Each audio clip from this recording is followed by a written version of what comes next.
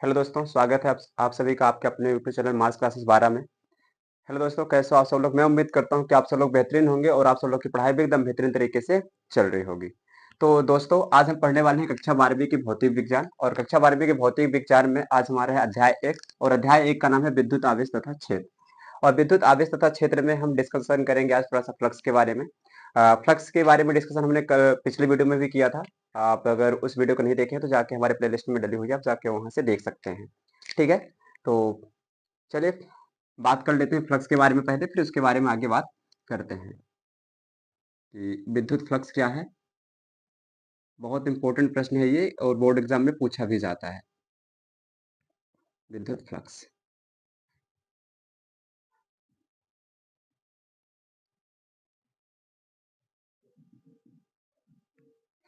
इस वीडियो में हम इसके बारे में ज्यादा डिस्कशन नहीं करेंगे क्योंकि हमने इसके बारे में बहुत ज्यादा डिस्कशन पहले ही कर चुके हैं पिछले वीडियो में, तो आप वहां जाके देखिएगा।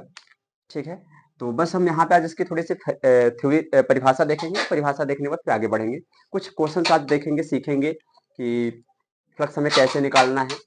ठीक है, उन उन चीजों के बारे में आज हमारा रहेगा कि आज हम उन चीजों के बारे में बात करेंगे। ठीक है, तो विद्युत फ्लक्स क्या है? जैसे मान लीजिए कि हमारे पास ये विद्युत बल रेखाएं हैं। ठीक है, इसका मतलब है कि यहाँ पे क्या है, एक विद्युत क्षेत्र है। ठीक है, ई। अब इस विद्युत क्षेत्र में मान लीजिए कि एक प्लेट रखी हुई है। ठीक है, ये प्लेट एक रखी हुई है, तो इस प्लेट से कितनी विद्युत बल रेखाएं गुजर रही हैं। जैसे ये एक विद्युत क्षेत्र है, यहाँ विद्युत बल रेखाएं गुजर रही हैं, मतलब विद्युत क्षेत्र है। ठीक है, इधर कहीं पॉजिटिव चार्ज होगा, इधर कहीं निगेटिव चार्ज होगा, तो पॉजिटिव चार्ज से विद्युत बल रेखाएं निकलती हैं और निगेटिव चार्ज की तरफ जाती हैं। तो इधर कहीं निगेटिव चार्ज होगा, इधर कहीं पॉजिटिव चार्ज होगा। अब ये कह रहे हैं कि अगर यहाँ पे विद्युत बल रेखाएं से गुजर रही हैं, अब इस विद्युत बल रेखाओं के बीच में हमने क्या ला के रख दिया, एक प्लेट ला के रख दिया। अब इस प्लेट से जो विद्युत बल रेखाएं गुजर पाएंगी, इस प्लेट से जो भी विद्युत बल रेखाएं गुजर पाएंगी, और विद्युत बल रेखाएं जो गुजरे वो लंबवत होनी चाहिए। प्लेट से कैसे होनी चाहिए? लंबवत होनी चाहिए। अगर ऐसी चीज बन रही है, ठीक है, तो इस प्लेट से गुजरने वाली जितनी विद्युत बल रेखाएं, गुजरने वाली जितनी लंबवत विद्युत बल रेखाएं होंगी, उन लंबवत विद्युत गुजरने वाली बल रेखाओं को ही हम क्या कहेंगे? विद्युत फ्लक्स कहेंगे। ठीक है, इसके बाद फिर हम ये बात करेंगे कि विद्युत फ्लक्स किन किन कारणों पर डिपेंड करता है, निर्भर करता है। ठीक है, तो 3 कारणों पर निर्भर करता है। कैसे? अगर ये प्लेट रखा हुआ है, अभी इस प्लेट से कितनी विद्युत बल रेखाएं गुजर पा रही हैं? आप देखेंगे कि इस प्लेट से अभी केवल 2 ही विद्युत बल रेखाएं गुजर पा रही हैं। ठीक है, अब अगर एक काम करें, इस प्लेट का कोई दूसरा प्लेट लाएं। ठीक है, और ये कोई दूसरा प्लेट आ गया। ठीक है, अब इस प्लेट से कितनी विद्युत बल रेखाएं गुजर रही हैं? आप कहेंगे, देखेंगे तो 1 2 3, इस प्लेट से 3 विद्युत बल रेखाएं गुजर पा रही हैं। ठीक है, अगर इस प्लेट से 3 विद्युत बल रेखाएं गुजर पा रही हैं, इसका मतलब अगर देखें तो प्लेट का साइज भी तो बड़ा है। इस प्लेट का छोटा साइज था तो यहाँ से 2 ही विद्युत बल रेखाएं गुजर पा रही थी। इस प्लेट का बड़ा साइज है तो यहाँ से 3 विद्युत बल रेखाएं गुजर पा रही हैं। तो अगर ये पूछा जाए कि इन दोनों प्लेटों में से किस प्लेट का विद्युत फ्लक्स ज्यादा होगा, तो देखिए विद्युत फ्लक्स होता क्या है, किसी पृष्ठ से गुजरने वाली लंबवत बल रेखाओं की संख्या को, तो जितनी ज्यादा विद्युत बल रेखाएं किसी पृष्ठ से गुजरेंगी तो फ्लक्स ज्यादा होगा। अगर विद्युत बल रेखाएं किसी पृष्ठ से कम गुजर पा रही हैं तो फ्लक्स कम होगा। तो अगर हम देखें कि प्लेट ए, अगर इसको हम नाम दे दें कि हमारा प्लेट ए है और ये प्लेट बी है, तो प्लेट ए से कितनी विद्युत बल रेखाएं गुजर पा रही हैं? तो प्लेट ए से केवल 2 विद्युत बल रेखाएं गुजर पा रही हैं। और प्लेट बी से कितनी गुजर पा रही हैं? प्लेट बी से 3 विद्युत बल रेखाएं गुजर पा रही हैं। ठीक है, तो हमने कहा कि विद्युत फ्लक्स किन कारणों पर निर्भर करेगा। तो पहला कारण तो ये हो गया विद्युत क्षेत्र पे। अगर किसी पृष्ठ से विद्युत क्षेत्र ज्यादा निकल रहा है, विद्युत बल रेखाएं ज्यादा गुजर पा रही हैं, ठीक है, तो उस वहां पर फ्लक्स ज्यादा होगा। अगर विद्युत बल रेखाएं कम गुजर पा रही हैं तो विद्युत फ्लक्स कम होगा। पहला तो ये विद्युत क्षेत्र पर डिपेंड हो गया, निर्भर करेगा। दूसरा, जो हम पृष्ठ रख रहे हैं, जो भी सतह रख रहे हैं विद्युत क्षेत्र में, उसके क्षेत्रफल पर डिपेंड करेगा। जैसे अगर इस पृष्ठ का क्षेत्रफल देखें, इस पृष्ठ का क्षेत्रफल बी वाले पृष्ठ बी वाले से छोटा है। मतलब अगर कम क्षेत्रफल वाले वस्तु को हम रखते हैं, पृष्ठ को रखते हैं विद्युत क्षेत्र में, तो विद्युत बल रेखाएं कम गुजर पाएंगी। अगर क्षेत्रफल हम क्या कर बड़ा क्षेत्रफल वाला पृष्ठ रखें तो विद्युत बल रेखाएं ज्यादा गुजर पाएंगी। इसका मतलब है कि विद्युत बल रेखा जो हम पृष्ठ रख रहे हैं तो पृष्ठ के क्षेत्रफल पर भी निर्भर करेगा। ठीक है, फिर इसके बाद किस पर निर्भर करेगा? तो अब यहां से हमने कहा कि अगर मान लीजिए कि ये प्लेट ऐसे रखी हुई है, ठीक है, तो प्लेट कुछ अगर मान लीजिए कि अभी प्लेट ये विद्युत बल रेखाएं ऐसे गुजर रही हैं और इस विद्युत बल रेखाओं में हमने ऐसे रखा, कहने का मतलब कि जैसे मान लीजिए कि विद्युत बल रेखाएं ऐसे गुजर रही हैं, सीधा गुजर रही हैं और इन विद्युत बल रेखाओं के मार्ग में हमने ऐसे प्लेट रखा, ऐसे, ठीक है, तो अभी ऐसे रखा है तो ये जो चार विद्युत बल रेखाएं जा रही हैं, ये चारों विद्युत बल रेखाएं इस प्लेट से ऐसे गुजरेंगी लंबवत। ठीक है, क्लियर है, ऐसे चारों विद्युत बल रेखाएं क्या होंगी, गुजरेंगी।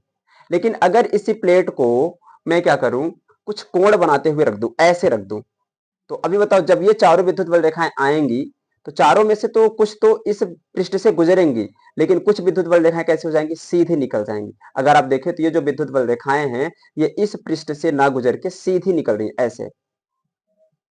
ठीक है, मतलब अगर हम ऐसे रख रहे हैं, सीधा रख रहे हैं एकदम, तो विद्युत बल रेखाएं ज्यादा गुजर पा रही हैं। और जैसे हमने कुछ एंगल ऐसे किया, कोण किसी कोण से रख दिया इस सतह को, तो अब विद्युत बल रेखाएं कम गुजर पा रही हैं। क्लियर है, इसका मतलब है कि जो विद्युत फ्लक्स है वो जो हम पृष्ठ रख रहे हैं तो उस पृष्ठ के साथ जो कोण बनेगा विद्युत क्षेत्र में उस पर भी डिपेंड करेगा। ठीक है, तो विद्युत फ्लक्स है क्या, इसके लिए पहले वीडियो बना चुके हैं। यहां पे हम बात करेंगे विद्युत फ्लक्स की किन किन कारणों पर निर्भर करेगा। तो किन कारणों पर निर्भर कर रहा है, पहला विद्युत क्षेत्र पर, दूसरा जो हमने पृष्ठ रखा है उस पृष्ठ के क्षेत्रफल पर, ठीक है, और तीसरा किस पर कार्य करेगा, विद्युत क्षेत्र ई और पृष्ठ के, आप ऐसा कह सकते हैं विद्युत क्षेत्र ई और जो ये पृष्ठ है उस पृष्ठ के कोण पर डिपेंड करेगा। या इस पृष्ठ पर एक चीज और आता है, क्षेत्रफल सदिश। आप याद करिए जब हमने बताया था कि फाई बराबर क्या आता है, फाई बराबर ई ए कॉस थीटा आता है। ये किसका सूत्र है, फ्लक्स का सूत्र है, क्या, फाई बराबर ई ए कॉस थीटा। तो ये ई क्या है, यहां पे ई है विद्युत क्षेत्र, सॉरी ई क्या है, विद्युत क्षेत्र, ठीक है, ए क्या है, जो हमने प्लेट रखा है तो सतह का क्षेत्रफल या पृष्ठ का क्षेत्रफल, जो भी आप पृष्ठ रखे हो तो पृष्ठ का क्षेत्रफल, और जो थीटा है ये क्या है, विद्युत क्षेत्र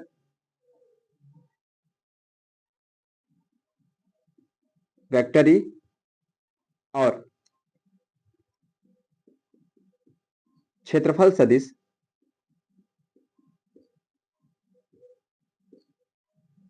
वेक्टर ए के मध्य का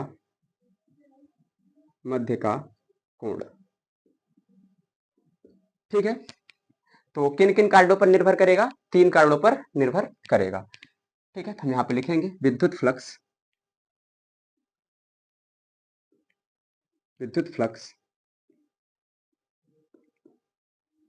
निम्न कारकों पर निर्भर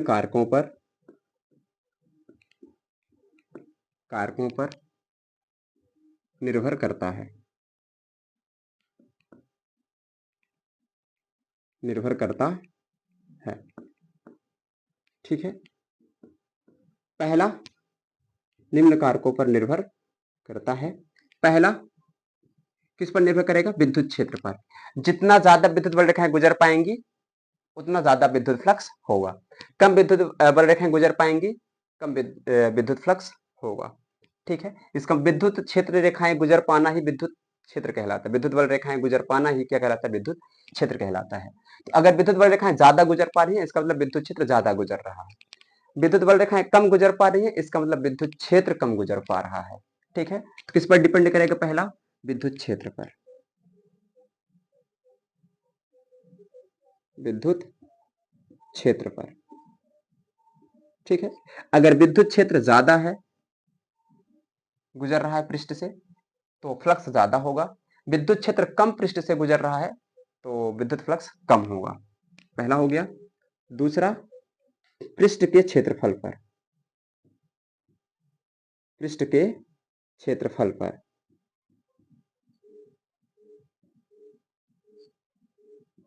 ठीक है, अगर पृष्ठ का क्षेत्रफल ज्यादा है तो विद्युत बल रेखाएं ज्यादा गुजर पाएंगी, तो फ्लक्स ज्यादा होगा, मतलब उससे गुजर पाएगा। अगर विद्युत जो पृष्ठ है, पृष्ठ का क्षेत्रफल कम है तो विद्युत बल रेखाएं कम गुजर पाएंगी, मतलब विद्युत फ्लक्स कम गुजर पाएगा, विद्युत फ्लक्स कम होगा। तो किस पर डिपेंड करेगा? और पृष्ठ के क्षेत्रफल पर। तीसरा, हम किस तरीके से रख रहे हैं पृष्ठ को विद्युत क्षेत्र के अंदर, उस पर भी डिपेंड करेगा कि हम किस एंगल से रख रहे हैं, किस कोण से रख रहे हैं, है ना। तो तीसरा, विद्युत क्षेत्र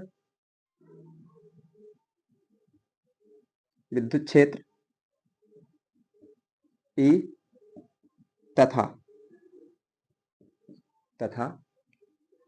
क्षेत्रफल सदिश वेक्टर ए के मध्य कोण पर, के मध्य बने कोण पर,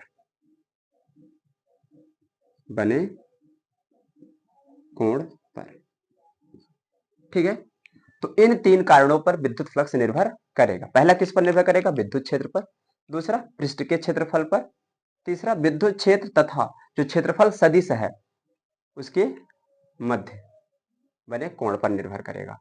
ठीक है, क्षेत्रफल सदिश की भी के बारे में भी बात हो गई थी पिछले वीडियो में। ठीक है, अगर आप नहीं देखे हैं तो जाके देख सकते हैं, प्लेलिस्ट में डली हुई है। चलिए हम आगे बात करते हैं कि अगर मान लीजिए, उम्मीद करता हूँ कि चीज आपको समझ में आया होगा। ठीक है, अब हम बात करने वाले हैं कुछ अलग। तो अगर मान लीजिए कि हमारे पास कोई r त्रिज्या का एक गोला है, किस त्रिज्या का? r त्रिज्या का हमारे पास एक क्या है? गोला है।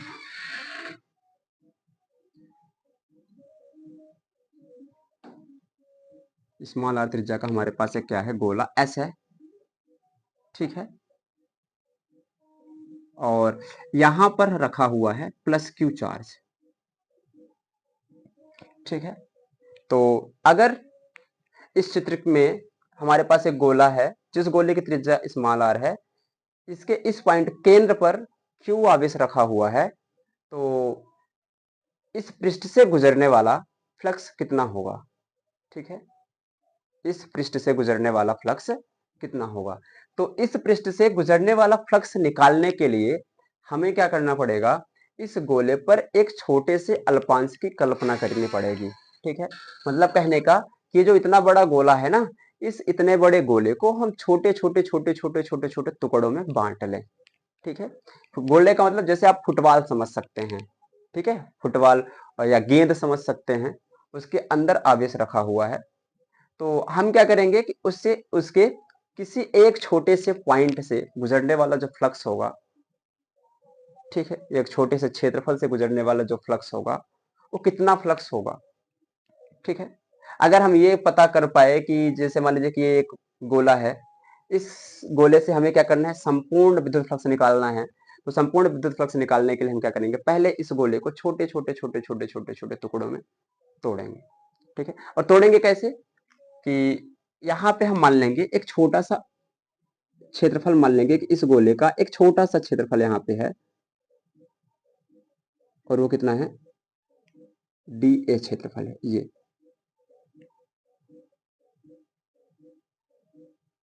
इस गोले का जो क्षेत्रफल है वो क्या है? डी ए है, अल्प क्षेत्रफल। ठीक है, क्या है? डी ए है। इसी तरह जैसे हमने यहाँ पे एक अल्प क्षेत्रफल मान लिया, इस गोले का कुछ ना कुछ पूरा क्षेत्रफल होगा, हमने एक छोटा सा क्षेत्रफल मान लिया डी ए। ठीक है, अब इस अल्प क्षेत्रफल डीए से गुजरने वाला हम फ्लक्स निकालेंगे। तो फ्लक्स कैसे निकालेंगे? अच्छा, यहाँ पे अगर मान लीजिए कि जो विद्युत बल रेखाएं हैं, आपको पता है कि सतह से लंबवत बाहर निकलती हैं, तो जो विद्युत बल रेखाएं होंगी वो ऐसे बाहर निकल रही होंगी, इस पृष्ठ से ऐसे। ठीक है, तो इस साइड में हमारा क्या है? विद्युत क्षेत्र है। ठीक है, इस पॉइंट पे क्या है, इस साइड में हमारा क्या है, विद्युत क्षेत्र है। हमारा काम क्या है, इस पूरे गोले से गुजरने वाला जो फ्लक्स है वो कितना होगा, ये हमें पता करना है। हमने क्या किया, इस गोले को पर एक छोटा सा अल्पांश dA की कल्पना कर ली, ठीक है, और जो विद्युत क्षेत्र है हमारा इधर की तरफ निकल रहा है। अब इस अल्पांश dA के कारण, इस अल्पांश dA के कारण, ये जो अल्पांश छोटा सा dA है ना, ये छोटा सा, इस छोटा सा dA के कारण जो फ्लक्स गुजर रहा है वो फ्लक्स कितना होगा, अगर हम ये निकाल पाए, ठीक है, तो अगर हम ये निकाल पाते हैं तो फिर हम क्या करेंगे, इसी तरह ये जो हमने गोले पे छोटा सा एक अल्पांश माना है, बस इसी तरह छोटे छोटे छोटे छोटे छोटे छोटे अल्पांशों में इस संपूर्ण गोले को तोड़ लेंगे, ठीक है, और फिर उसका कुल निकाल लेंगे। तो अच्छा एक बात बताइए, यहाँ पे ये क्या है, क्षेत्रफल आ गया, और क्षेत्रफल सदिश, क्योंकि जो एंगल होता है फाई बराबर, अगर हम जब फ्लक्स निकालते हैं तो हमारे पास सूत्र है कि फाई बराबर ई ए कॉस थीटा। तो जो थीटा है ये विद्युत क्षेत्र ई और क्षेत्रफल सदिश के बीच का कोण है, तो हमें इसके बीच का कोण चाहिए। ये तो क्षेत्रफल है, लेकिन ये क्षेत्रफल सदिश का हमें कोण चाहिए। तो क्षेत्रफल सदिश कैसे होता है कि क्षेत्रफल के लंबवत होता है, क्षेत्रफल के कैसा होता है, लंबवत होता है। अब यहाँ पे मान लीजिए हमने एक अल्प क्षेत्रफल माना है, तो जब अल्प क्षेत्रफल माना है तो इस क्षेत्रफल की दिशा कैसी होगी। जैसे मान लीजिए कि आपके पास एक फुटबॉल है, ठीक है, फुटबॉल पर एक छोटा सा आपने पॉइंट किया कि हमने यहाँ पे कि एक छोटा सा अल्पांश है, जैसे ये फुटबॉल है पूरा पूरा, इस फुटबॉल पर इस पॉइंट पे हमने एक अल्पांश क्षेत्रफल माना। तो अब अगर इस पॉइंट पे हमने एक अल्पांश क्षेत्रफल माना है तो जो विद्युत क्षेत्र है, ठीक है, वो तो इस इधर ही जा रहा है, हमने ऐसा देख लिया। अब जो हमने अल्प क्षेत्रफल माना है, उस अल्प क्षेत्रफल का क्षेत्रफल सदिश कैसा होगा। तो क्षेत्रफल सदिश क्या होता है, सतह के लंबवत बाहर की तरफ होता है। तो अगर ये फुटबॉल है, इस फुटबॉल में हमने क्या किया, एक छोटा सा यहाँ पे अल्प क्षेत्रफल माना, तो अल्प क्षेत्रफल पर क्या होता है, दिशा जहाँ क्षेत्रफल के सदैव लंबवत होती है, क्षेत्रफल सदिश की दिशा। तो अगर यहाँ पे हमने एक छोटा सा अल्पांश माना है ऐसे करके, जैसे ये फुटबॉल है, अब इस फुटबॉल पर हमने यहाँ पे एक छोटा सा अल्प क्षेत्रफल माना है, ठीक है, तो अब इस अल्प क्षेत्रफल से जो क्षेत्रफल सदिश की दिशा होगी वो कैसे होगी, लंबवत बाहर की ओर होगी, ऐसे, ठीक है। उसी तरह तो यहाँ पे है, ये मान लीजिए पूरा पूरा क्या है, फुटबॉल है, इस फुटबॉल पर हमने एक क्षेत्रफल यहाँ पे ऐसे काटा है। तो क्षेत्रफल सदिश क्या होता है, क्षेत्रफल के लंबवत होता है, ऐसे, ये ऐसे होता है, ऐसे लंबवत होगा। ये हमने यहाँ पे ऐसे काटा है ना, क्षेत्रफल सदिश से लंबवत होगा, इस सतह से, इससे क्या होगा, लंबवत होगा, ठीक है। इसका मतलब जो क्षेत्रफल सदिश होगा वो क्षेत्रफल सदिश ऐसा होगा, लगभग ऐसा होगा जी। तो यहाँ पे क्या आ जाएगा, थीटा, और ये किसके किसके बीच है, विद्युत क्षेत्र और अल्प क्षेत्रफल डीए के, है ना। फिजिक्स में एक चीज आता है, अगर किसी चीज को हमें अल्प से दिखाना हो तो फिजिक्स में अल्प से दिखाने के लिए हम डी का यूज करते हैं। तो यहाँ पे जो ये क्षेत्रफल है ये अल्प क्षेत्रफल है, और अल्प दिखाने के लिए हमने क्या कर दिया, यहाँ पे डी लिख दिया। इसका मतलब है कि ये डी ही बता रहा है कि जो क्षेत्रफल है वो क्या है, अल्प क्षेत्रफल है, ठीक है। अब अल्प क्षेत्रफल के कारण जो फ्लक्स गुजरेगा, ठीक है, अब इस पॉइंट से जो फ्लक्स गुजरेगा वो फ्लक्स कितना होगा, ठीक है। तो प्रश्न हम ऐसा लिखेंगे, फिर आगे बात करते हैं। हमने चित्र तो बना लिया, डायग्राम बना लिया, प्रश्न में बता देता हूँ प्रश्न कैसा है कि प्रश्न ऐसा है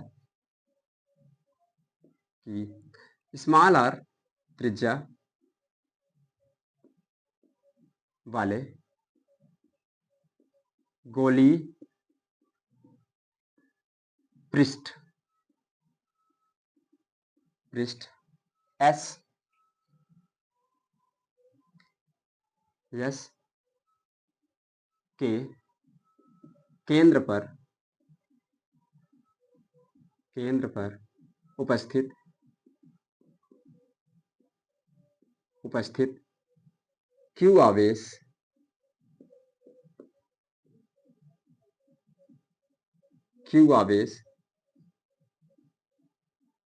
के कारण कारण पृष्ठ से से गुजरने वाला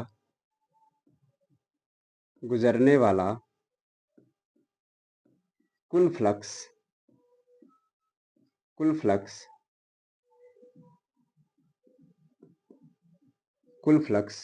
क्या होगा? ये प्रश्न है हमारे पास। अब इसका हम सॉल्यूशन करने वाले हैं, हल करने वाले हैं। ये प्रश्न है कि हमारे पास एक r त्रिज्या का एक गोली पृष्ठ है S, ठीक है। इस गोली पृष्ठ पर के केंद्र पर आवेश Q रखा है। तो इससे गुजरने वाला फ्लक्स कितना होगा? इससे गुजरने वाले फ्लक्स निकालने के लिए हमने क्या किया, इस गोली पृष्ठ पर एक अल्पांश dA की कल्पना की, है ना। अब ये अल्प क्षेत्रफल है और अल्प को दिखाने के लिए हमने क्या किया, d लिख दिया, ठीक है। और यहाँ पे जो विद्युत क्षेत्र है पृष्ठ के सतह पृष्ठ से लंबवत बाहर की ओर होगा, तो विद्युत क्षेत्र ऐसा है। हमने यहाँ पे एक अल्प क्षेत्रफल माना, ठीक है। और अल्प क्षेत्रफल जो dA है, dA की दिशा ऐसे है क्योंकि ये क्षेत्रफल है, ऐसे हमने यहाँ पे काट लिया। तो जो क्षेत्रफल है वह क्षेत्रफल के लंबवत क्षेत्रफल सदिश होता है, क्षेत्रफल के लंबवत क्षेत्रफल सदिश होता है, ठीक है। तो क्षेत्रफल सदिश है। अब इनके बीच जो एंगल है कितना है, थीटा है। पहले हम क्या करेंगे, इस अल्प क्षेत्रफल के कारण फ्लक्स निकालेंगे। तो यहाँ पे लिखेंगे कि यस की गोली पृष्ठ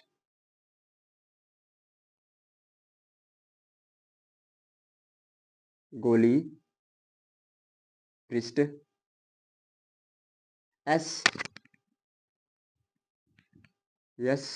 पर गोली पृष्ठ एस पर एक अल्पांश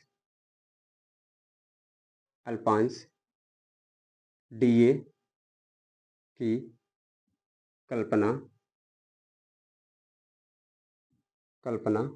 करते हैं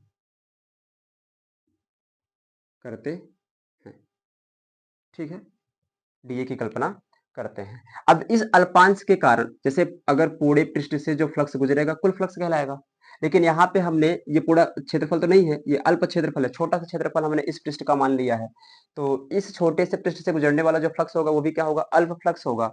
तो तब अल्पांश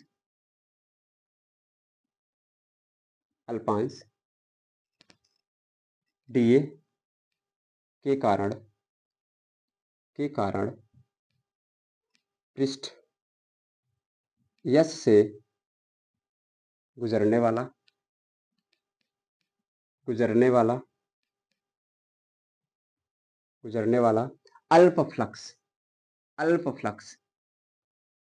अल्प फ्लक्स, ठीक है। अब फ्लक्स को हम किससे दर्शाते हैं, फाई से। लेकिन कैसा फ्लक्स चाहिए हमें, अल्प चाहिए, अल्प। तो अल्प के लिए क्या लगा देंगे, डी लगा देंगे। अल्प फ्लक्स डी फाई बराबर क्या हो जाएगा, ई ए कॉस थीटा, ठीक है। ये अल्प आ गया फ्लक्स। लेकिन हमें क्या करना है, इस पृष्ठ से गुजरने वाला अल्प फ्लक्स नहीं चाहिए, हमें इस पृष्ठ से गुजरने वाला कुल फ्लक्स चाहिए। तो कुल फ्लक्स कैसे निकाल लेंगे, जैसे हमने इस पर हमने एक अल्प क्षेत्रफल की कल्पना की, उसी तरह अल्प क्षेत्रफल, इसी तरह इसको अल्प अल्प अल्प करके बांट लेंगे। और जब प्रत्येक अल्प क्षेत्रफल से निकालेंगे फ्लक्स, तो लगभग इतना ही तो आएगा। यहाँ पे डी ए होना चाहिए, अल्प क्षेत्रफल है ना, तो ई डी ए हो जाएगा। तो यहाँ पे जो प्रत्येक अल्पांश के कारण जो क्षेत्रफल आएगा, वो कितना आएगा, इतना ही तो आएगा, E D A cos theta. अगर यहाँ पे अल्पांश डी ए है, इस अल्पांश के कारण इतना क्षेत्रफल आ रहा है, विद्युत फ्लक्स आ रहा है, तो प्रत्येक अल्पांश पर, यहाँ पे बनाए अल्पांश, यहाँ पे बनाए अल्पांश, यहाँ पे, तो जितने भी अल्पांश होंगे प्रत्येक अल्पांश के कारण जो भी फ्लक्स आएगा ये इतना ही आएगा, ठीक है। तो हमें कुल निकालना है, तो हम क्या करेंगे, देखिए फिजिक्स में एक चीज और होता है कि अगर मान लीजिए कि बहुत सारी चीजें छोटी छोटी हैं और उनका हमें कुल निकालना है, तो कुल निकालने के लिए हम क्या कर देते हैं, समाकलन कर देते हैं, ठीक है। तो जैसे यहाँ पे ये गोली पृष्ठ है, गोली पृष्ठ का एक अल्प क्षेत्रफल है, इसी तरह हम क्या करेंगे, इस गोली पृष्ठ को अल्प अल्प अल्प अल्प क्षेत्रफल में बांट लेंगे, ठीक है। तो प्रत्येक अल्प फ्लक्स निकलेगा। हमें कुल फ्लक्स निकालना है तो हम क्या कर देंगे, सभी अल्पांशों को क्या कर देंगे, जोड़ देंगे, सभी अल्पांशों से गुजरने वाले फ्लक्स को जोड़ देंगे, है ना। और अगर कुछ चीजें छोटी छोटी छोटे छोटे टुकड़ों में है और उनका कुल निकालना हो, तो कुल निकालने के लिए हम क्या कर देते हैं, समाकलन कर देते हैं, उनका क्या कर देते हैं, समाकलन कर देते हैं। ठीक है, कुल निकालने के लिए सीधा सा सिंपल क्या कर देंगे, समाकलन कर देंगे। ठीक है, तो यहाँ पे हम इसको ऐसा लिखेंगे कि पृष्ठ पृष्ठ यस से गुजरने वाला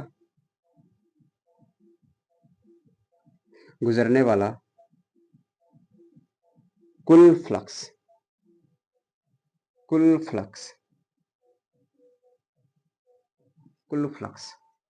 ठीक है। और कुल फ्लक्स कैसे आ जाएगा, कुल फ्लक्स निकालने के लिए हम क्या कर देंगे, ये जो अल्फ फ्लक्स है, इस अल्फ फ्लक्स का इंटीग्रेशन कर देंगे। क्या कर देंगे, इंटीग्रेशन कर देंगे, तो d5 हो जाएगा। ठीक है, ये जो इंटीग्रेशन पे ये जो गोला है ना, ऐसा बना हुआ है, इसका मतलब है कि हम ये जो पृष्ठ है ना, इस पृष्ठ का संपूर्ण फ्लक्स निकाल रहे हैं। क्या कर रहे हैं, संपूर्ण फ्लक्स निकाल रहे हैं, ये मतलब है। तो अगर इसको हम समीकरण 1 से d5 का मान रख दें, तो समीकरण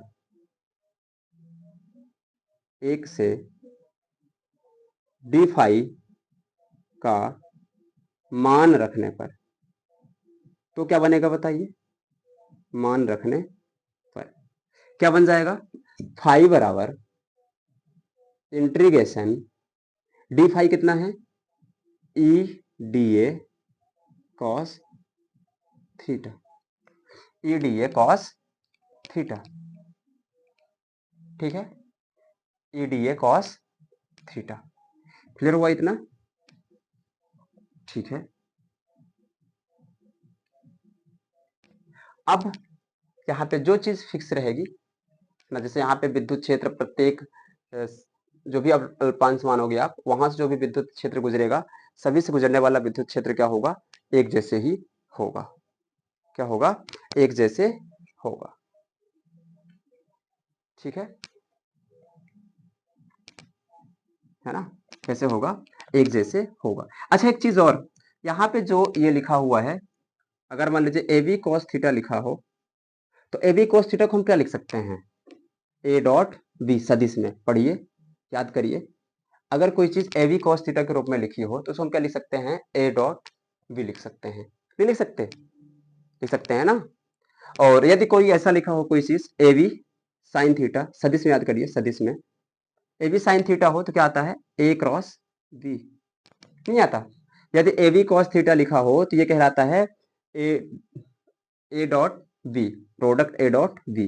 और क्रॉस इसको कहते हैं डॉट प्रोडक्ट और इसको कहते हैं क्रॉस प्रोडक्ट। तो डॉट प्रोडक्ट साथ में क्या आता है, कॉस आता है, और क्रॉस प्रोडक्ट साथ में क्या आता है, साइन आता है। ठीक है, जैसे यहाँ पे ए डॉट बी है तो क्या आएगा, ए बी कॉस थीटा, यहाँ पे ए क्रॉस बी है तो क्या आएगा, ए बी साइन थीटा। ऐसा कहने का मतलब।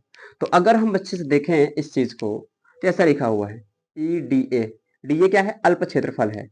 ठीक है, और कॉस थीटा लिखा हुआ है, तो इसको हम ऐसा लिख सकते हैं, देखो ए की जगह पे क्या है, ई है, तो ई डॉट बी की जगह पे डी ए है, ये अल्प क्षेत्रफल है, तो डी ए आ जाएगा।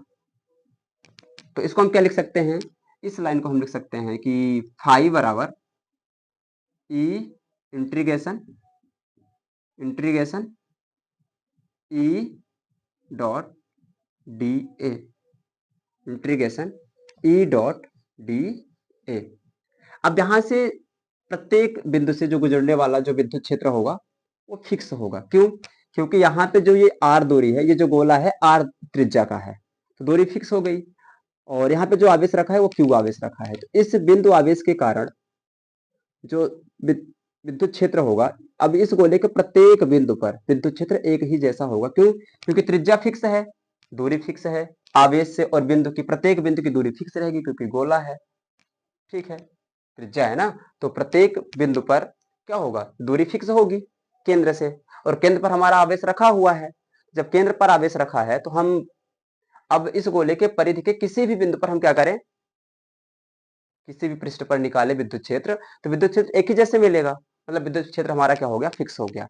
तो जो चीज फिक्स रहता है ना वो इंटीग्रेशन से बाहर चला जाता है। तो विद्युत क्षेत्र हमारा क्या है, फिक्स है। तो क्या हो जाएगा, फाई बराबर वो बाहर चला जाएगा तो ई इंटीग्रेशन डी ए बचेगा। क्या बचेगा, डी ए बचेगा। अब यहाँ पे डी ए क्या है, तो ये है अल्प क्षेत्रफल है। और किसका अल्प क्षेत्रफल है, तो अल्प क्षेत्रफल है इस पूरे गोली पृष्ठ का अल्प क्षेत्रफल है। ठीक है, इस पूरे गोली पृष्ठ का अल्प क्षेत्रफल है। अगर इस पूरे गोली पृष्ठ का हमें कुल क्षेत्रफल निकालना हो तो गोली पृष्ठ का कुल क्षेत्रफल क्या होता है, तो गोली पृष्ठ का या किसी गोले का संपूर्ण पृष्ठीय क्षेत्रफल कितना होता है, तो 4 पाई आर स्क्वायर। ठीक है, साइड में इधर लिखता हूं कि गोले का संपूर्ण पृष्ठीय क्षेत्रफल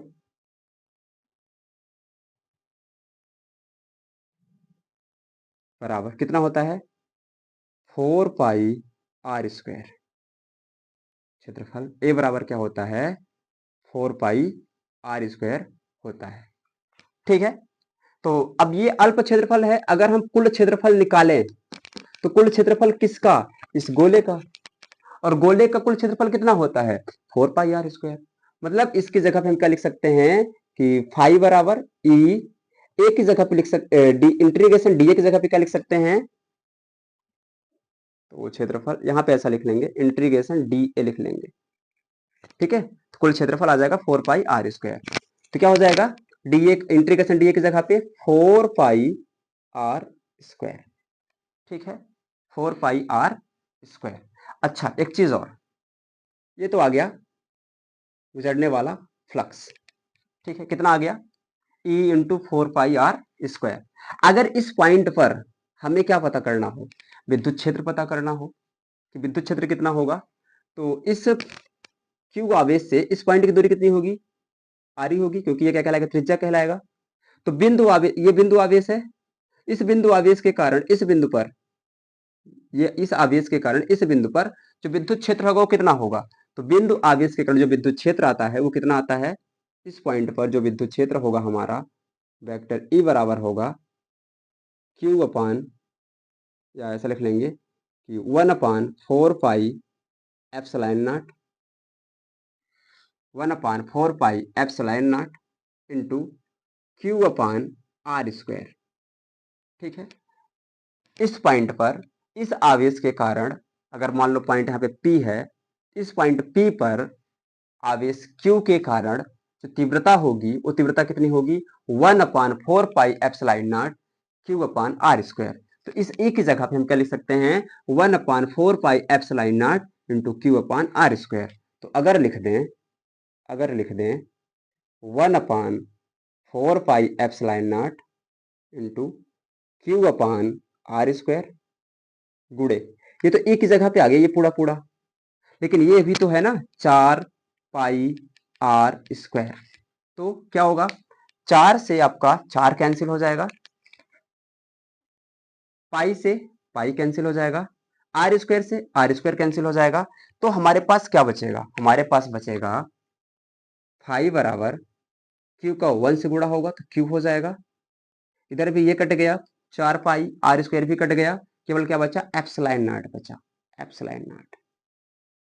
ठीक है, तो किसी बंद पृष्ठ से जो गुजरने वाला फ्लक्स होगा वो कितना होगा, क्यू अपान एप्सिलॉन नॉट। इसका मतलब है कि यहाँ पे जो आवेश रखा था उस आवेश को भाग दे देना है, किससे, एप्सिलॉन नॉट से। किससे भाग दे देना है, एप्सिलॉन नॉट से भाग दे देना है। तो क्या मिल जाएगा, हमें इस पृष्ठ से गुजरने वाला फ्लक्स मिल जाएगा, इस पृष्ठ से गुजरने वाला क्या मिल जाएगा, फ्लक्स मिल जाएगा। ठीक है, इसको पता, इसको कहते हैं गॉस का नियम भी कहते हैं, इसको क्या कहते हैं, गॉस का नियम। कैसे, गॉस का नियम क्या कहता है कि किसी बंद पृष्ठ से, ये बंद पृष्ठ है, किसी बंद पृष्ठ से गुजरने वाला जो फ्लक्स होगा, गुजरने वाला जो फ्लक्स होगा वो उस पृष्ठ के अंदर उपस्थित आवेश का 1/एप्सिलॉन नॉट गुना होता है। देखो इस चीज को इस चीज को हम ऐसा भी लिख सकते हैं, ऐसा भी लिख सकते हैं कि Q इंटू 1/एप्सिलॉन नॉट। ठीक है, नहीं लिख सकते क्योंकि Q का गुणा 1 से होगा तो Q एक कम Q हो जाएगा, बटे में एप्सिलॉन नॉट आ जाएगा। इसका मतलब है कि किसी पृष्ठ के अंदर जो आवेश जो फ्लक्स गुजरने वाला होगा, उस पृष्ठ के अंदर उपस्थित आवेश का 1/एप्सिलॉन नॉट गुना होगा, और यही क्या कहलाता है, गॉस का नियम कहलाता है। ठीक है, गॉस का नियम हम अगले वीडियो में चर्चा करेंगे, लेकिन अभी यहाँ पे थोड़ा सा बातें आ गई, ये चीज मिला तो हमने यहाँ पे बता दिया। तो आपको याद क्या रखना है कि किसी बंद पृष्ठ से अगर हमें फ्लक्स निकालना है तो हम क्या करेंगे, देखेंगे उस पृष्ठ के अंदर आवेश कितना है, और उस पृष्ठ के अंदर उपस्थित आवेश को क्या कर देना है, एप्सिलॉन नॉट से भाग दे देना है। किससे भाग दे देना है, एप्सिलॉन नॉट से भाग दे देना है। क्लियर है, आया समझ में? तो इस तरह से हम क्या करेंगे, किसी पृष्ठ से गुजरने वाला फ्लक्स निकालेंगे। क्लियर है? क्लियर है क्या? ठीक है, उम्मीद करता हूं कि ये चीजें आपको समझ में आ रही होंगी, है ना? ठीक, तो इसको आप स्क्रीनशॉट ले लीजिए, फिर हम आगे बढ़ते हैं। एक दूसरा प्रश्न लेते हैं। ठीक है, अच्छा यहाँ पे लिख लेना, ये क्या है, गॉस का नियम है। गॉस का नियम, गॉस का नियम का अगला वीडियो जल्दी ही आएगा। ठीक है, वहां पे गॉस के नियम के हम का डेरिवेशन करेंगे, क्योंकि गॉस का नियम का जो डेरिवेशन है, डेरिवेशन एग्जाम में पूछा जाता है, और गॉस के नियम के कुछ अनुप्रयोग हैं। इसका ये मतलब समझिए कि गॉस के नियम का डेरिवेशन और गॉस के नियम के जो अनुप्रयोग हैं, इनमें से कोई ना कोई एक क्वेश्चन जरूर बनता है ना? तो 4-5 अनुप्रयोग हैं और एक गॉस प्रमेय है, कुल मिला के जो डेरिवेशन होंगे लगभग 4-5-6 डेरिवेशन हो जाएंगे। तो उन्हीं डेरिवेशन में से एग्जाम में पूछा जाता है क्वेश्चंस। ठीक है, तो बस आप लोग बने रहिए, अपना प्यार और सपोर्ट ऐसे बनाए रखिए। ठीक है, तो हम आपके लिए बस ऐसे ही स्टेप बाय स्टेप वीडियो लाते रहेंगे, है ना, एक एक करके, एक एक टॉपिक का। तो ठीक है, इतना स्क्रीनशॉट ले लीजिए, फिर हम आगे बढ़ते हैं, एक अगला क्वेश्चन करते हैं। ठीक है, ले लिए, चलिए बहुत बढ़िया। चलिए एक अगला क्वेश्चन करते हैं।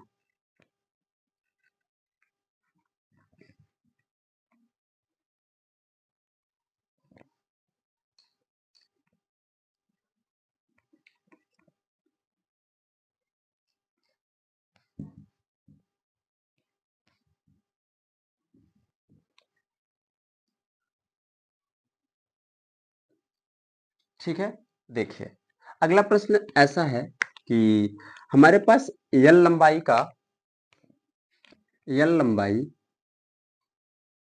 ऐसा लिखते हैं कि स्मॉल एल लंबाई तथा स्मॉल आर त्रिज्या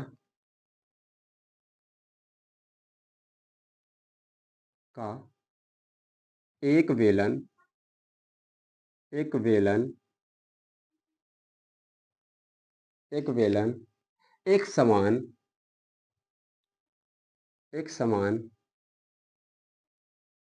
विद्युत क्षेत्र विद्युत क्षेत्र एक समान विद्युत क्षेत्र में रखा है रखा है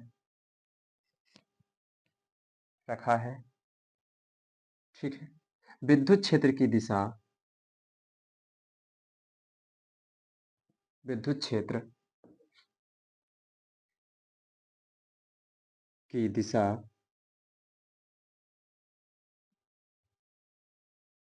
वेलन के अक्ष के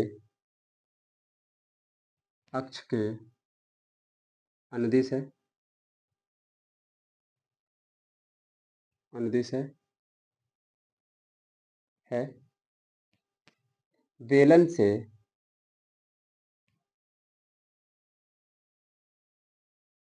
वेलन से गुजरने वाला गुजरने वाला कुल फ्लक्स कुल फ्लक्स कुल फ्लक्स कितना होगा, कितना होगा। ठीक है, तो चलिए करते हैं सॉल्यूशन इसका, हल करते हैं इसको।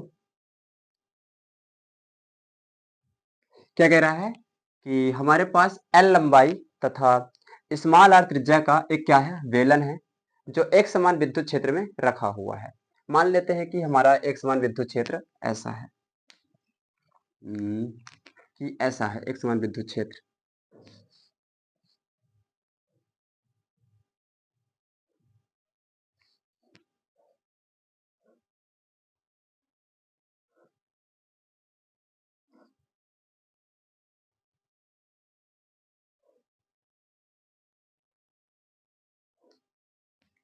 ये एक समान विद्युत क्षेत्र है।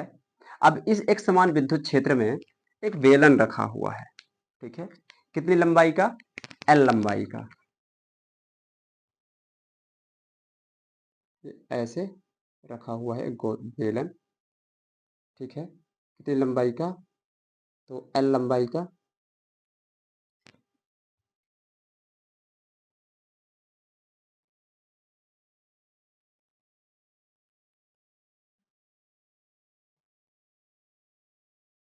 काम करते हैं, लंबाई को नीचे बनाते हैं।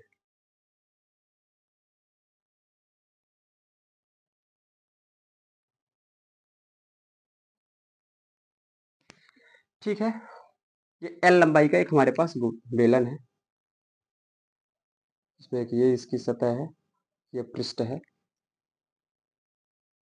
एक ये पृष्ठ है, और जो विद्युत क्षेत्र है इसके अक्ष का, इसका अक्ष ऐसा कहलाएगा, ये अक्ष है। तो विद्युत क्षेत्र अक्ष के क्या है, दिशा में है, ठीक है। और इसकी जो त्रिज्या है, ये त्रिज्या कितनी है, ये यहाँ से यहाँ तक की दूरी ये त्रिज्या कहलाएगी, और ये कितनी है, आर है, कितनी है, आर है। तो एल लंबाई तथा स्मॉल आर त्रिज्या का एक बेलन है, तो ये एल लंबाई हो गई, ये स्मॉल आर त्रिज्या का एक बेलन है, ठीक है। अब जो बेलन का अक्ष है, ठीक है, वो मतलब जो विद्युत क्षेत्र की दिशा है बेलन के अक्ष की दिशा में है। तो इस बेलन से गुजरने वाला जो फ्लक्स होगा वो नेट फ्लक्स कितना होगा, इस बेलन से गुजरने वाला जो फ्लक्स होगा, कुल फ्लक्स होगा, वो कितना होगा। कुल फ्लक्स कह सकते हैं, नेट फ्लक्स कह सकते हैं, ठीक है, कुल फ्लक्स कितना होगा। तो अब आपको पता है कि ये जो बेलन है, बेलन में 3 पृष्ठ होते हैं। कितने पृष्ठ होते हैं, 3 पृष्ठ होते हैं। बेलन का मतलब आप टंकी देख सकते हैं, टंकी घर में, है ना। तो जब आप टंकी को देखेंगे तो टंकी में 3 पृष्ठ हैं।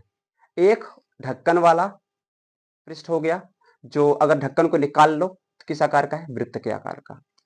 एक पेंदी वाला भाग टंकी का, अगर पेंदी वाला भी आप निकाल लो भाग तो भी किस आकार का होगा, वृत्त के आकार का, ठीक है। और जो टंकी है, टंकी का क्या कर लिया आपने, ढक्कन वाला भाग निकाल लिया, ढक्कन निकाल लिया, पेंदी वाला भाग भी निकाल लिया। अब जो बीच में बचा टंकी का भाग, वो किस आकार का है, वक्र के आकार का, उसको कहते हैं वक्री पृष्ठ। तो बेलन में 3 पृष्ठ होते हैं। पहला तो 2 तो वृत्ताकार होते हैं, पेंदी वाला और ढक्कन वाला, और एक जो बीच में बचता है पेंदी और ढक्कन के बाद, वो वक्री होता है, ठीक है। तो अब इन पृष्ठों से गुजरने वाला फ्लक्स, क्योंकि 3 पृष्ठ हैं, तीनों पृष्ठ से फ्लक्स गुजरेगा, और फ्लक्स कैसे गुजरेगा वो देख लेते हैं। अब अगर मान लीजिए कि विद्युत क्षेत्र हमारा इधर है, अगर इस ये बेलन है, बेलन का अगर मान लीजिए ढक्कन वाला भाग है, ऐसे रखा हुआ है, तो इस ढक्कन वाले भाग से जो क्षेत्रफल सदिश होगा, वो क्षेत्रफल सदिश कैसा होगा, तो क्षेत्रफल सदिश की दिशा कैसी होगी, लंबवत होगी, ठीक है, ढक्कन के लंबवत। तो ढक्कन ऐसे रखा हुआ है, इसके लंबवत दिशा इसकी ऐसी हो जाएगी, ये, और ये किसकी दिशा कहलाएगी, वेक्टर ए की दिशा कहलाएगी, क्षेत्रफल सदिश की दिशा कहलाएगी। ये क्षेत्रफल सदिश की दिशा है। विद्युत क्षेत्र भी हमारा इधर की तरफ है, ये विद्युत क्षेत्र की दिशा है, ये क्या है, विद्युत क्षेत्र की दिशा, विद्युत क्षेत्र हमारा इधर आ रहा है, ठीक है। अब उसी तरह अगर पेदी वाला भाग, जैसे मान लीजिए कि ये क्या था, ये टंकी है ऐसे रखी हुई है, इस टंकी को हमने ऐसे रख लिया, ये क्या हो गया, ढक्कन वाला भाग हो गया, ये पेंदी वाला भाग हो गया। अब ढक्कन वाला भाग अगर ऐसे रखा हुआ है तो ये क्या कहलाएगा, कि क्षेत्रफल कहलाएगा, वृत्त का वृत्त के आकार का है। तो इस क्षेत्रफल से जो विद्युत फ्लक्स निकले, सॉरी, जो क्षेत्रफल सदिश होगा वो कैसे होगा, सतह के लंबवत होता है। तो जो ढक्कन ऐसे रखी हुई है, उस ढक्कन से जो क्षेत्रफल सदिश की दिशा होगी ऐसे लंबवत बाहर की तरफ होगी, ठीक है। तो इसकी तरफ ये लंबवत बाहर की तरफ हो गया। अब ये क्या है, हो गया ये साइड वाला पेदी है, पेदी में भी ऐसे रहे। अब ये इससे भी विद्युत जो क्षेत्रफल सदिश होगा कैसे निकलेगा, लंबवत बाहर की तरफ ऐसे निकलेगा, ठीक है। तो इसकी दिशा कैसे हो जाएगी, इस तरफ हो जाएगी, इस तरफ हो जाएगी। ये क्षेत्रफल सदिश की दिशा है, इसकी दिशा है, क्षेत्रफल सदिश की दिशा है, जो सतह से कैसे निकलता है, लंबवत बाहर की ओर निकलता है, ये ऐसी हो गई, ठीक है। अब अब बीच वाला पेदी और ढक्कन की तो बात हो गई, अब जो बीच वाला भाग बच रहा है वो किस आकार का है, वक्र के आकार का, ऐसे, ऐसी तो है। अब अगर मान लीजिए ऐसा है, इसके किसी एक पॉइंट पर हमें क्या करना है, फ्लक्स फाइंड करना है, निकालना है। जैसे मान लीजिए इस जगह पे हमें क्या करना है, फ्लक्स निकालना है, इस जगह पे हमें फ्लक्स निकालना है। तो इस जगह पे फ्लक्स निकालने के लिए हमने यहाँ पे ये पॉइंट पता किया कि इस पॉइंट पे हमें फ्लक्स निकालना है। इसी तरह आप जो वक्री सतह है ना, छोटा छोटा छोटा किसी पॉइंट पे आप ले सकते हैं, किसी पॉइंट पे आप ले सकते हैं, जो भी वक्री सतह है उसके, उस वक्री सतह के किसी पॉइंट पर लें। तो अब आपको पता है कि जो क्षेत्रफल, जैसे विद्युत क्षेत्र तो हमारा इधर है, क्योंकि अगर हम सूत्र देखें तो सूत्र में फाई बराबर क्या आता है, ई ए कॉस थीटा।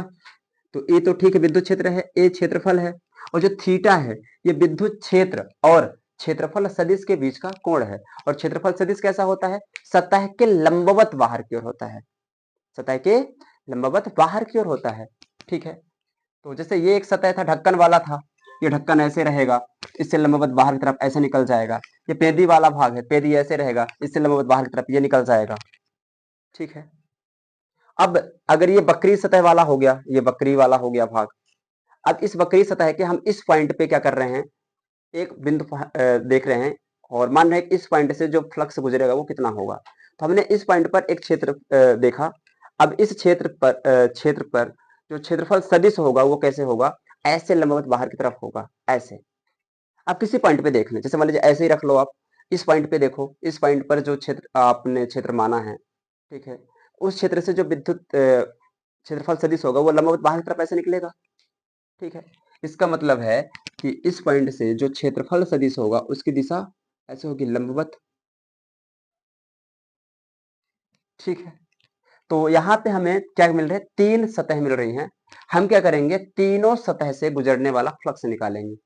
सतह एक से, अच्छा इसको अगर नाम दे दें कि सतह एक हो गई, ये सतह दो हो गई, और ये सतह तीन हो गई, ठीक है। हम क्या करेंगे, तीनों सतहों से क्षेत्रफल निकालेंगे, सॉरी फ्लक्स निकालेंगे, और आपस में क्या कर देंगे, जोड़ देंगे, ठीक है। तो यहाँ पे लिखेंगे कि बेलन से गुजरने वाला गुजरने वाला फ्लक्स, गुजरने वाला कुल फ्लक्स, ऐसा लिखते हैं, गुजरने वाला कुल फ्लक्स, कुल फ्लक्स, फ्लक्स, कुल फ्लक्स बराबर पृष्ठ एक, पृष्ठ दो, पृष्ठ तीन, ऐसा कर लेंगे। तो पृष्ठ एक से गुजरने वाला या सतह एक से गुजरने वाला, है ना, सतह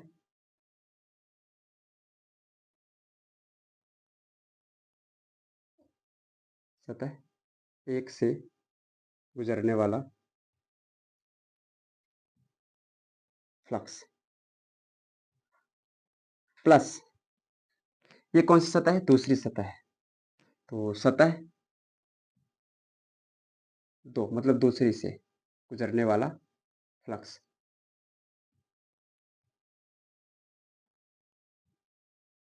प्लस ये कौन सी सतह है, वक्री वाली, ये तीसरी सतह है, तो सतह 3 से गुजरने वाला फ्लक्स। मतलब हमें तीनों सतहों से फ्लक्स निकालना है और फिर क्या कर देना है, जोड़ देना है। फ्लक्स का सूत्र क्या होता है, फाई बराबर ई ए कॉस थीटा। ठीक है, ई ए कॉस थीटा। तो यहाँ पे लिखेंगे फाई, कुल फ्लक्स फाई बराबर, इस वाले के लिए क्या लिख लेंगे कि ई, इस वाले का जो क्षेत्रफल होगा ई ए लिख लेंगे कि ये हो गया ई 1 कॉस थीटा, प्लस दूसरी वाली सतह के लिए ई क्षेत्रफल क्या होगा, ए 2 कॉस थीटा, प्लस तीसरी वाली के लिए ई ए 3 कॉस थीटा। अब इनके बीच का कोण देखते हैं, कोण कितना है। तो फाई बराबर ई ए 1 कॉस, देखो इस वाले सतह के लिए हम बात कर रहे हैं, तो इस वाले सतह में जो विद्युत क्षेत्र कैसा है, विद्युत क्षेत्र मेरी तरफ ही आ रहा है, जो क्षेत्रफल सदिश है वो भी मेरी तरफ आ रहा है। मतलब विद्युत क्षेत्र और क्षेत्रफल सदिश क्या है, दोनों एक ही तरफ हैं, तो इनके बीच का कोण कितना हो जाएगा, 0 डिग्री, है ना, क्योंकि एक ही दिशा में है, तो 0 डिग्री हो गया। प्लस यहाँ पे ई ए 2 कॉस, यहाँ पे देखो आप, तो विद्युत क्षेत्र दूसरी वाली सतह के लिए विद्युत क्षेत्र इधर की तरफ है, क्षेत्रफल सदिश इधर की तरफ है ना, विद्युत क्षेत्र इस दिशा में है, क्षेत्रफल सदिश इस दिशा में है। ठीक है, तो दोनों एक दूसरे के विपरीत हैं। इस पॉइंट पे जो कोण बनेगा कितनी डिग्री बनेगा, 180 डिग्री। मतलब यहाँ पे कॉस कितना है, 180 डिग्री है, प्लस ई ए 3। तीसरी वाले पृष्ठ के लिए हम बात करते हैं, तो तीसरे वाले पृष्ठ पर जो विद्युत क्षेत्र ई हमारा इधर जा रहा है, ठीक है, क्योंकि इसकी दिशा तो फिक्स है। जो क्षेत्रफल सदिश है वो कैसा जा रहा है, ऐसे ऊपर जा रहा है। ठीक है, ये क्षेत्रफल सदिश है, इनके बीच जो कोण बन रहा है वो कितने डिग्री बन रहा है, 90 डिग्री। इसका मतलब यहाँ पे कितना आ जाएगा, कॉस 90 डिग्री। ठीक है, अब एक बात बताइए कि कॉस जीरो का मान, कॉस जीरो का मान एक, तो अगर कॉस जीरो का मान एक होता है तो यहाँ पे जब हम एक रखेंगे ई ए 1 इंटू एक हो जाएगा, प्लस ई ए 2 गुणे कॉस 180 का मान, कॉस 180 का मान होता है -1, प्लस ई ए 2 की जगह पे 3 आ गया, कॉस जीरो सॉरी 90 का मान, तो कॉस 90 का मान 0। तो अगर ई ए 1 में एक का गुणा होगा तो ई ए 1 आ जाएगा। फिर देखो, अब ई ए 2 में -1 का गुणा होगा और ई ए 2 प्लस है, तो प्लस माइनस माइनस हो जाएगा, तो माइनस ई ए 2। ठीक है, प्लस ई ए 3 में 0 का गुणा होगा तो ये तो 0 ही हो गया पूरा पूरा। अब हमारे पास क्या बचा, इधर फाई फ्लक्स आ रहा है कि फाई बराबर ई ए 1 माइनस ई ए 2।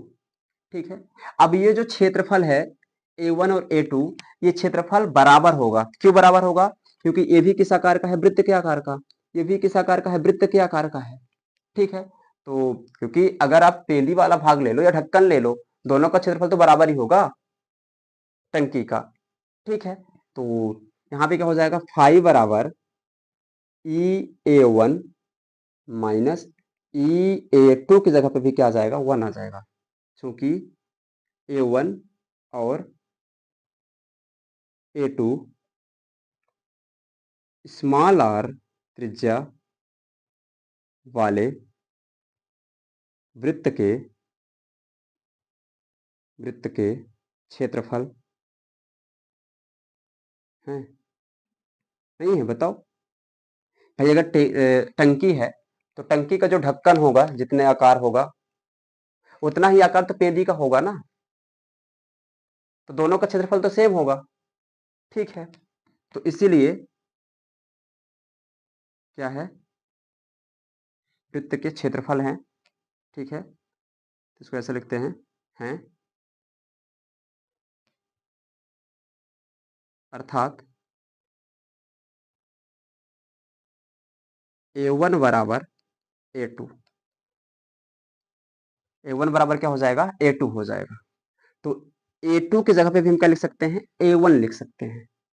तो ये दोनों सेम दिख रहे हैं, ये प्लस में है ये माइनस में, तो क्या हो जाएगा, कैंसिल हो जाएगा, और कैंसिल होगा तो क्या बचेगा, 0। ठीक है, और मात्रक क्या हो जाएगा, तो न्यूटन मीटर स्क्वायर पर कूलम। तो इसका मतलब है कि इस बेलन से गुजरने वाला जो फ्लक्स है वो फ्लक्स कितना है, 0 न्यूटन मीटर स्क्वायर प्रति कूलम है। ठीक है, तो उम्मीद करता हूं कि ये डेरिवेटिव टाइप का एक क्वेश्चंस आपको समझ में आया होगा। ठीक है ना, तो इसका स्क्रीनशॉट ले लीजिए। तो उम्मीद करता हूं कि आपने स्क्रीनशॉट ले लिया होगा। तो ठीक है, आज की क्लास यहीं तक, आज क्लास अब यहाँ से खत्म करते हैं, कल की नई क्लास में मिलेंगे। ठीक है, तब तक आप सभी अपना ख्याल रखिएगा। अगर वीडियो आज की अच्छी लगी हो तो वीडियो को लाइक करिएगा, कमेंट करिएगा और चैनल को जरूर सब्सक्राइब करिएगा अगर नए हैं तो। ठीक है, तो ठीक है, मिलते हैं कल की नई क्लास में, तब तक आप सभी अपना ख्याल रखिएगा। ठीक है, बाय बाय, जय हिंद, वंदे मातरम।